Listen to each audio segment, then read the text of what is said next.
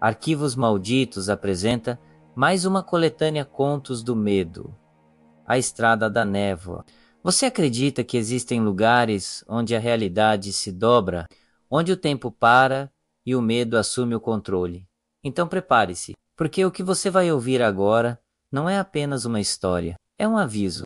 No interior esquecido de Minas Gerais, existe uma estrada pouco conhecida, riscada em mapas antigos, envolta em lendas que os moradores evitam comentar. Seu nome nunca aparece nos GPS, mas todos os que a cruzaram à noite se lembram dela por um único título: A Estrada da Névoa.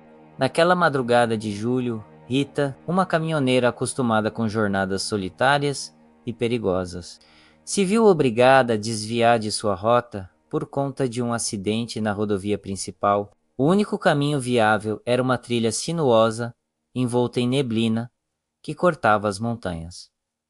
Só mais uma estrada qualquer, pensou. Ela estava errada. Logo ao entrar, o farol do caminhão começou a falhar. A névoa parecia se mover como se tivesse vontade própria, criando formas distorcidas que dançavam entre as árvores. Rita ligou o rádio para quebrar o silêncio, mas o que ouviu não foi música, foram sussurros. Você não deveria estar aqui. Ela parou imediatamente. Pensou que fosse interferência, ou talvez sua mente pregando peças, mas ao olhar pelo retrovisor, viu uma figura parada no meio da estrada, alta, encapuzada, imóvel. Rita não conseguiu se mover. Por instinto, travou as portas e fechou os vidros, mas naquele momento o rádio voltou a funcionar com uma voz infantil cantando uma canção de niná, em outra frequência, em outra língua. A figura se aproximou lentamente, com o coração disparado. Rita pisou fundo no acelerador, mas quanto mais andava, mais a estrada parecia se estender. O nevoeiro engolia o caminhão, e sombras se formavam nas margens, como se olhos invisíveis a observassem. Ela não sabia mais se estava indo ou voltando. Horas se passaram, ou talvez minutos. O tempo perdeu o sentido. Em certo momento, ela viu uma placa enferrujada à beira da estrada. Sergipe, você está vendo isto. Já é tarde demais. Quando Rita finalmente saiu da estrada, o céu começava a clarear. Mas algo estava errado. O tanque, que antes estava cheio, agora marcava quase vazio.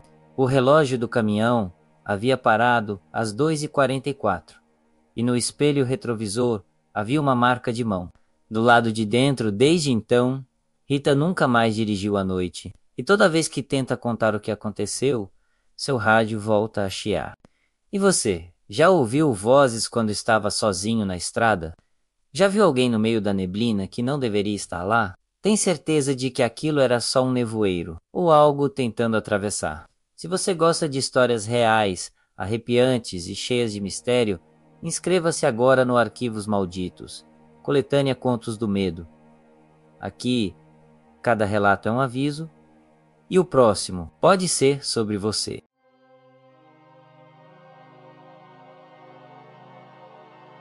Arquivos Malditos apresenta Coletânea Contos do Medo, o quadro que chora. Algumas maldições não se manifestam com gritos, não arrastam correntes, nem batem portas. Elas apenas choram, e às vezes choram sangue. Na pequena e esquecida cidade de São Bartolomeu, cercada por montanhas e silêncio, existe uma casa que muitos moradores evitam até passar na frente. Lá vive Dona Maria, uma senhora viúva, de olhar cansado e voz baixa, que carrega um segredo pesado demais para ser dito em voz alta. No centro da sala principal da casa, pendurado em uma parede fria e mofada, repousa um quadro antigo. Uma pintura a óleo de uma criança pálida, vestindo roupas do século XIX. O rosto do menino é sereno, mas seus olhos parecem vivos, tristes, vazios, como se suplicassem por algo. O quadro está ali há mais de 100 anos, passado de geração em geração como um símbolo amaldiçoado da família, e segundo Dona Maria, todas as noites, exatamente às 3h33 da madrugada, ele começa a chorar. Lágrimas densas, vermelhas, escorrem dos olhos da criança pintada. Elas descem lentamente pela moldura dourada, manchando a parede e o chão com um líquido que ninguém consegue explicar. Sangue? Tinta? Nenhum teste conseguiu identificar a substância. No começo pensaram que era apenas o delírio de uma senhora solitária, até que sua neta, Carolina, decidiu gravar o fenômeno. Na madrugada seguinte, posicionou seu celular diante do quadro e esperou. O silêncio era profundo, sufocante. Quando o relógio marcou 3h33, as lágrimas começaram a cair, mas o mais assustador estava no reflexo.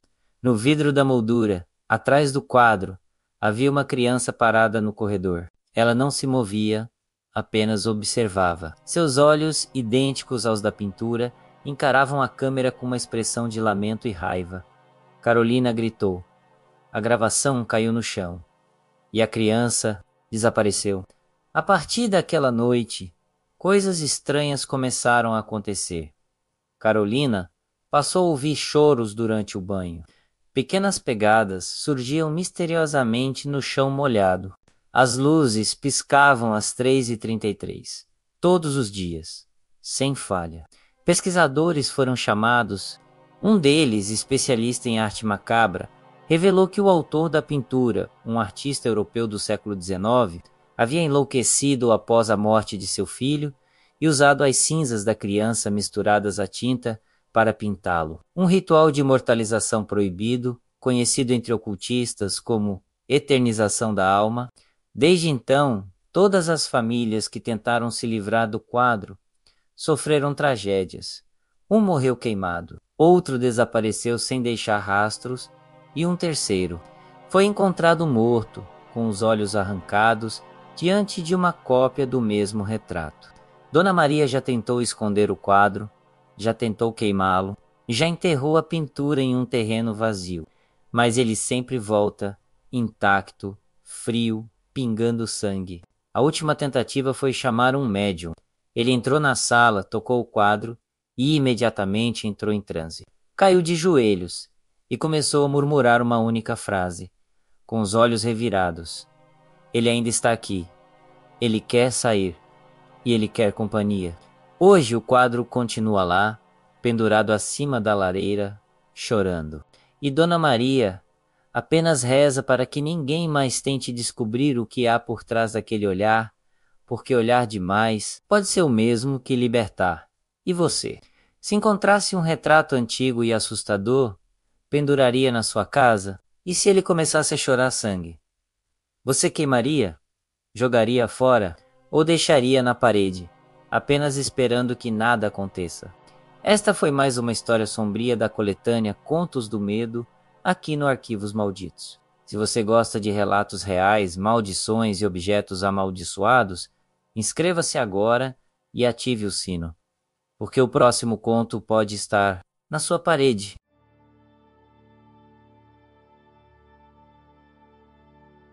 Arquivos Malditos apresenta A Menina no Porão da Escola.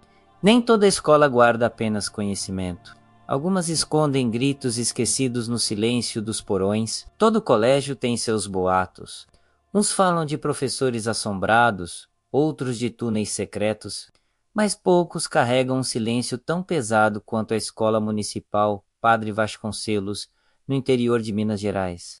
Durante décadas, alunos desapareciam misteriosamente, sempre entre os meses de junho e agosto. As investigações se arrastavam, os casos eram abafados e nenhuma explicação oficial era dada. A desculpa era sempre a mesma: a criança fugiu de casa. Mas isso mudou no inverno de 2019, quando uma nova aluna, Clara, de apenas 12 anos, foi transferida para lá. Logo nas primeiras semanas, Clara percebeu que havia algo estranho. Alunos evitavam o corredor do fundo, o que levava ao antigo almoxarifado. Os professores pareciam sempre tensos, principalmente quando a luz oscilava nos dias nublados, mas o pior ainda estava por vir: o diário e o porão. Durante uma aula de artes, Clara deixou seu lápis cair próximo ao assoalho solto no canto da sala. Ao tentar pegá-lo, notou uma tábua meio levantada. Curiosa, Forçou com as mãos e encontrou ali, escondido, um pequeno diário vermelho, rasgado nas bordas e coberto de poeira. As páginas estavam manchadas, mas dava para ler. Ela não tem olhos. Só me olha toda noite.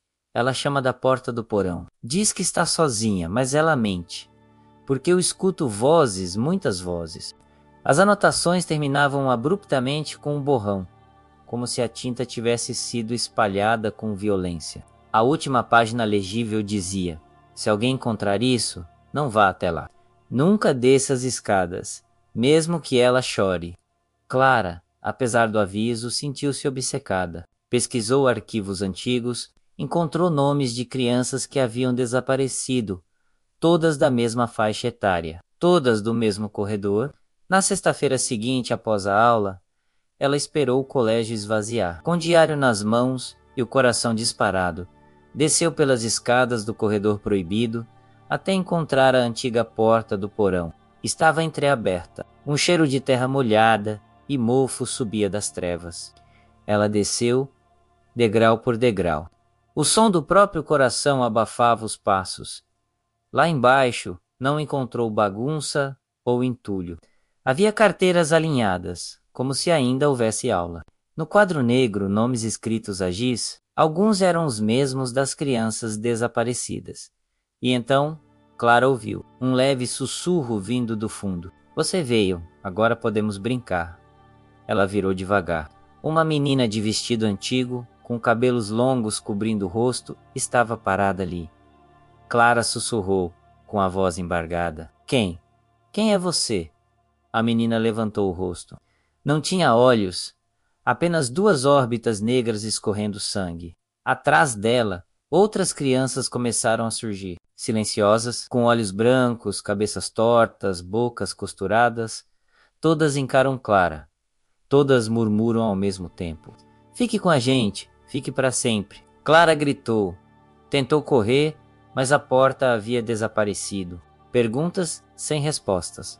Na segunda-feira, os pais de Clara foram até a escola. A diretora afirmou que ela nunca apareceu. Nem havia registro de matrícula no sistema. Ao revirarem a sala onde Clara costumava ficar, tudo parecia normal, menos por uma coisa. Na parede da classe, bem ao lado da lousa, alguém havia desenhado com giz o rosto de uma menina. Sem olhos, na semana seguinte, outra aluna nova chegou. O nome dela era Clara, mas ninguém sabia de onde ela vinha, nem quem eram seus pais. E toda vez que alguém a olhava de relance, achava que por um breve segundo ela estava chorando sangue. Quem eram as crianças no porão? E por que seus nomes ainda estavam no quadro? Como Clara foi apagada do sistema da escola tão rapidamente? Aquela Clara que reapareceu era mesmo ela? E se o porão não for um lugar, mas um caminho de ida sem volta?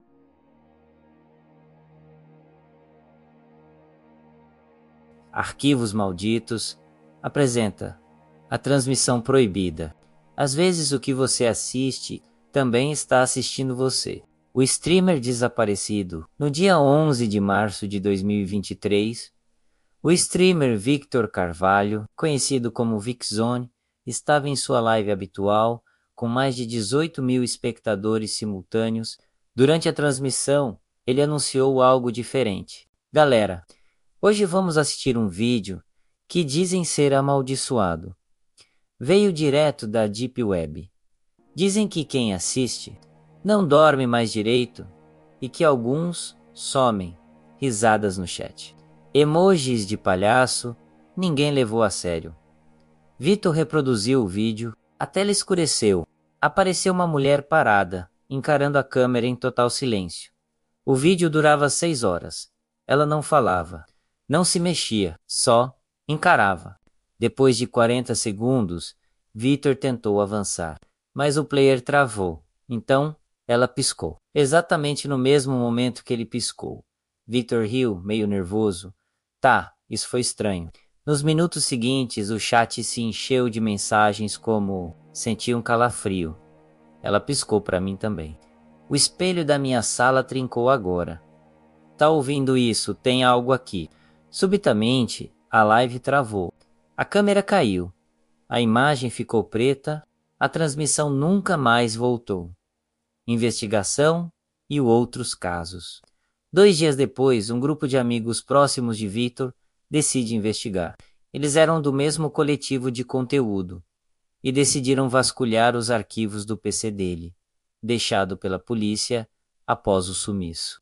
No disco rígido, encontraram uma pasta oculta com o nome Não Abrir, 6 horas, MP4. Dentro, além do vídeo original, havia prints de conversas com um usuário anônimo chamado Eridu011, que dizia: "Essa gravação não é encenação.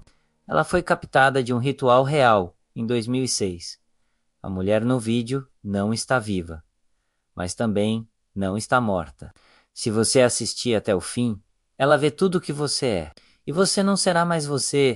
Ao investigarem mais a fundo, descobrem que outros criadores menores haviam desaparecido em circunstâncias similares após vídeos semelhantes. Um deles, antes de sumir, publicou uma frase no Twitter: "Ela está no reflexo. Não deixem ela sair do espelho." O estúdio e a fita original. Guiados pelas pistas, os amigos rastreiam o suposto local original da gravação.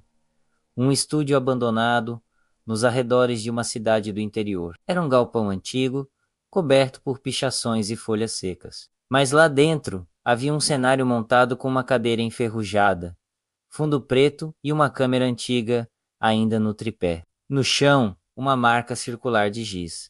Ao redor, fotos rasgadas de rostos femininos, todos sem olhos.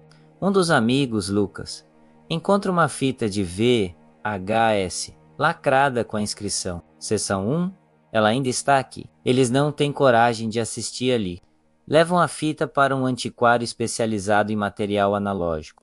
Mas antes de conseguir mostrá-la a alguém, Lucas é encontrado dias depois, enforcado com o próprio cabo HDMI. Diante de uma TV ligada, a imagem congelada mostrava a mulher do vídeo com a boca ligeiramente aberta. Hoje, o canal Vikzone ainda está no ar, mas sem dono. A foto de perfil foi alterada. O banner mostra apenas um olho e a descrição diz: "Próxima transmissão, 3h33, hora do espelho." Os seguidores que permanecem inscritos relatam notificações às 3 da manhã, sons de respiração ao fundo dos stories e uma live marcada que nunca começa, mas cujo player mostra o tempo correndo, como se alguém estivesse assistindo do outro lado. Mistérios que ficaram no ar.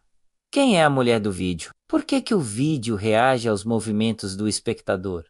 A transmissão é um ritual? Victor ainda está vivo? Ou está assistindo de dentro da tela? Deixe nos comentários o que vocês acham. E seguem o canal para mais vídeos assustadores como esse.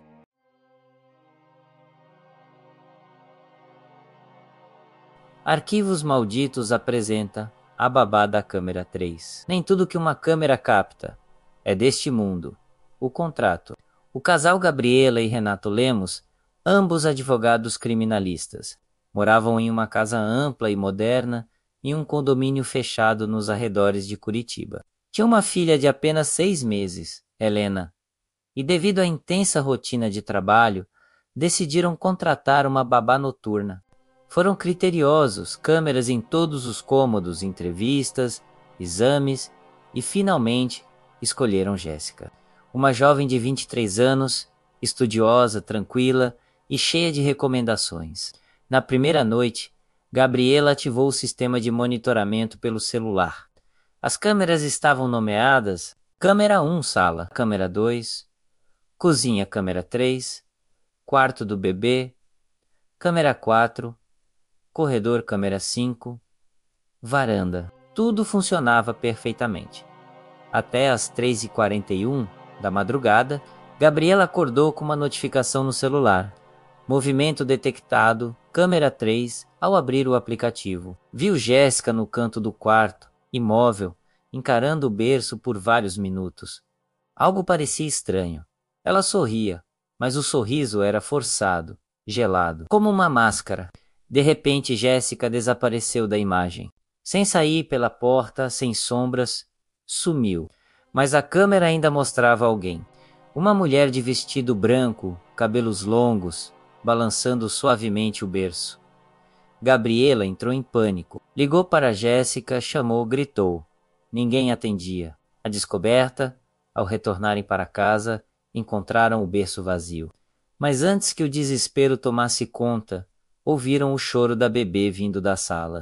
Helena estava deitada no sofá, enrolada em um cobertor antigo. Um cobertor que não era deles.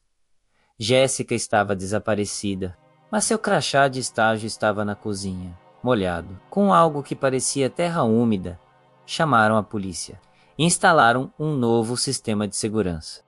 Mas toda vez que acessavam a gravação da câmera 3, a mulher de branco aparecia, mesmo nos dias seguintes, mesmo com a babá desaparecida. E sempre às 3h41.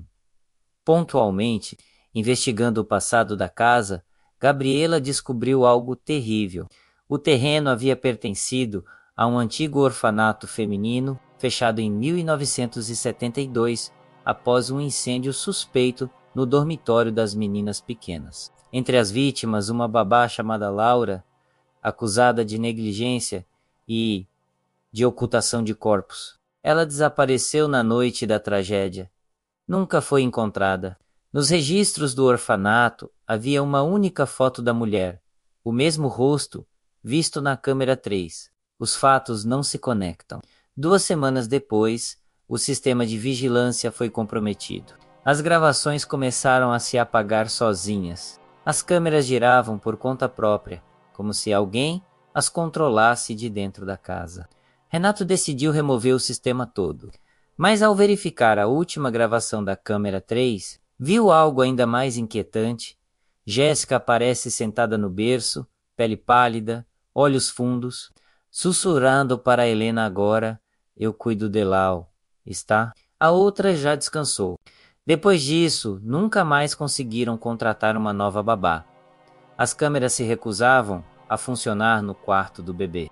Helena, agora com 2 anos, tem pesadelos frequentes. E sempre ao acordar chorando, aponta para o canto escuro do quarto e diz: a moça da câmera está me chamando para brincar. Jéssica foi levada pela entidade ou substituída.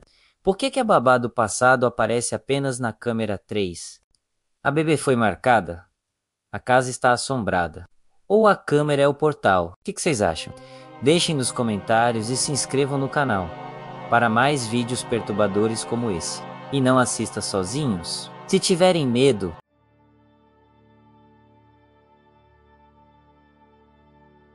Arquivos Malditos apresenta a Sala Branca. Alguns lugares não foram feitos para a cura, mas para esconder o que enlouquece. O hospício que o tempo apagou. O Hospital Psiquiátrico São Elias, fechado há quase 30 anos. Localizado no alto de uma serra esquecida em Minas Gerais, o hospital foi palco de denúncias horríveis de abusos, desaparecimentos e experimentos clandestinos com pacientes considerados perigosos demais para o convívio social. Oficialmente, foi desativado por falta de verba, mas moradores antigos sabem que não foi isso que aconteceu. Eles falam baixinho, como se temessem que algo ainda escute. Dizem que o hospital foi selado às pressas após um surto coletivo entre os internos, iniciado por um paciente que nunca existiu nos registros. Apenas uma ala permanece trancada até hoje. O Bloco 4, ou como os funcionários chamavam em segredo, a Sala Branca, a investigação que não deveria ter acontecido. Em 2023, o jornalista investigativo Eduardo Marini decidiu explorar o local.